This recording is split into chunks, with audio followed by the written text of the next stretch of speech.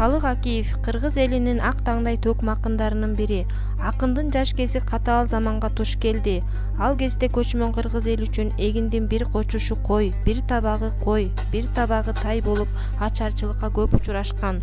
Колунда жок кембагалдар жан соктоо үчүн малай болуп өлбөстүн оокатын көрүшкөн. Мына ушундай оор турмушту Калыктын атасы Акы жана апасы Зулайка да баштарынан өткөрүшкөн.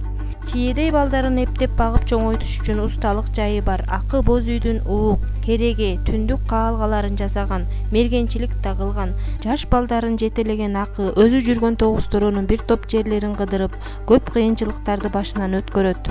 Түбөлүктө турууга шарт жок болгондуктан жылаң айлак, жылаң баш дайра кечип, төө ашып, дал 15 күн жол басып Кетмен төбөгө келишет. Ал жерге жер кепе казып 7 жыл оокат өткөзүшөт.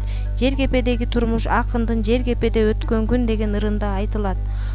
Калык чакырчылыктын айынан эрте эмгектене баштайт. 7 жашынан козу багат. 9 жашка келгенде чыйрак бала Калык манапка чабандес болот. Бара-бара көп нерсени баамдап, кыргыз элинин эсен-аман, жеңи жок, Ниязалы өңдүү атактуу ырчы комузчуларын көрүп, алардан үлгү алат. Ырчылык өнөр барган сайын Калыкты өзүнө тартат. Кийинчерээк өзү да жамактап ырдоого өтөт. Малайлыкка алган акысына комуз сатып алып, комуз черткенди үйрөнөт. Акын Октябрь революциясына чейинки чыгармаларында көкөй кескен жокчулукту, элдин оор абалын ырга салган. Ал өзүнө окшоп, жалдырашып, байларга малчы болгон, бүтүн жанды кемитип, жарты болгон кембагалдардын катаал турмушун, көргөн кордуктарын ырдаган. Жаңы замандын алгачкы күндөрүнөн тартып эле жаш акын белине комузун байланып, конуп түнөп, айыл кыдырып, жаңы заманды ырдаган улуу жарчысына айланат. Улуу ата мекендик согуш жылдарында Калык башка төкм акындарыбыз менен бир катарда жалындуу патриоттук ырлары менен ооруктагы элди каармандык менен эмгектенүүгө, жоокерлерди эрдикке шыктандырган.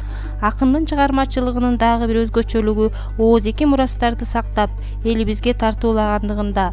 Жаныш Байыш, Курманбек, Кедейкан сыяктуу дастандар акындын айтуусунда жарык көрдү.